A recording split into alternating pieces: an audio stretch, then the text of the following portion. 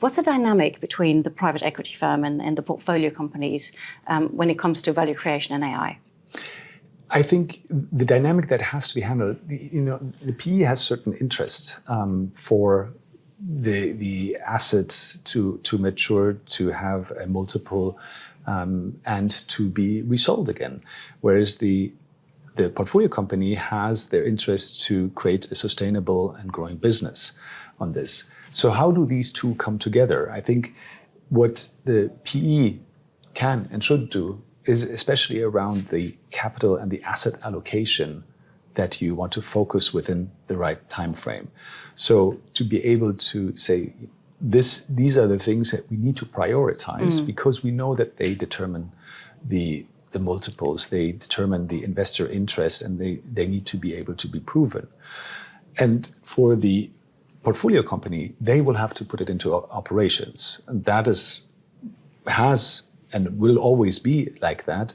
So to balance these short-term pressure points to see that we can be results driven, at the same time laying the foundations for example, the offense strategy, as well as laying some of the foundations to make sure that you don't fall behind with regards to your tech debt, etc. These are longer term investments that do not necessarily translate directly into a P&L value. So the dependency on using AI in the right way, defining those timelines, the value creation, the different phases within PE and the dynamics between PE and portfolios.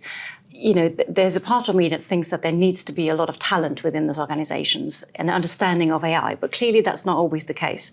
So what about partnerships in terms of those organizations partnering with someone like HTEC, for example? How is that needed? What value does it bring? And does it help accelerate any of it? Yeah, it's, I think, very important. And one has to look at the business and their priorities that they have currently. So do you need an AI team if you're a non-tech company, for example? Probably not. It's also very difficult to attract that talent to work in you. And the question always remains, what is your position now and tomorrow on that? What do you need to achieve it? And oftentimes, I think the goal is, you can use a consultative approach to define the strategy, but you do need to bring the rubber to the road to have it, as we say so often, into production. Now, the production system, if it's integrated into your operations, then you might switch into maintenance mode on that. Right. If the mode, your new differentiator, is really the technology, you probably need to build that muscle internally as well. So I think a partnership with companies like HTEC can serve two purposes, or actually three. One is to de-risk knowing where do we need to go and how we might define our ambition, but how fast can we validate if we're going the right direction, or more importantly, if we pull the kill switch, if we see we have achieved a failure mode, we're saying that we can't get past this point, so we need to pull the plug. And this, I think, is often very difficult for companies to say, let's put several people on it, and what if we see that it doesn't work? Absolutely. Or we need fewer or more people. So the first stage is really helping to de-risk that kind of validation. The second one is to figure out how much do you need to get it into production? And as we said, that's where most of it fails. So if you have the proof of value in there, it's oftentimes, in my experience, does not work afterwards to say, okay, now, let's create an organizational structure and hire some people and have it done.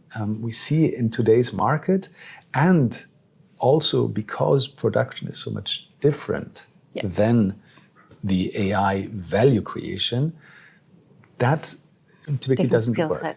So the partnership can extend in certain situations very, very long on that, which is mutually beneficial, especially if it's regarding the core. I think if it's the non-core, it's certainly not it's a traditional make versus buy decision. In the core, it is not make or buy in the terms of traditional do we do it.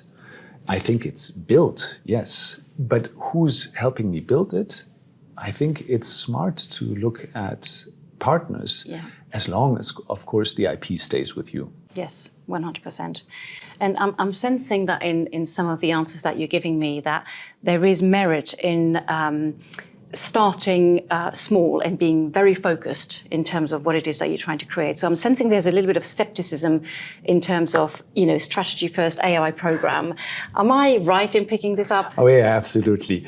I started talking about what I call now these production slices. Yes, correct. Because the strategy, directionally, you can get it right fast, I think, but what is important is to choose a bounded element of initiative that really uses real data, the real production environment, the real workflows, the real owners as well, and the real value metrics that you have in order to show not on paper, well, kind of, but really into the P&L, yes, that works. So bounded means it's realistic enough or it's real in the slice of what I'm doing currently, and at the same time does not overburden, I think, the amount of functionality and being an AI transformation program of that kind. But then knowing, once you have it in production, what needs to be put in place additionally in terms of governance, in terms of operating model, etc., to make it scalable. And talking of governance, governance is important, but what else is important beyond governance? Well, I think it's the governance is a very crucial step in order to make AI safely in a production environment. It is often deployed quite prematurely to define policies without having key learnings in the organization. So if you put governance at the wrong time, so if you start with governance, you risk oftentimes to slow down the initiative with policy decisions that are obviously risk adverse on this. And yet, without knowledge if that is actually relevant, you are slowing down significantly any kind of capability. So I think the importance that you need to get right into the governance model, or rather than the governance model, is that you have the senior leadership hunt for these signals, that we have the openness and the agility using a small production slice, as I mentioned, to actually validate if we get the signal that is working, and then afterwards building the structure, the operating model, the governance around it.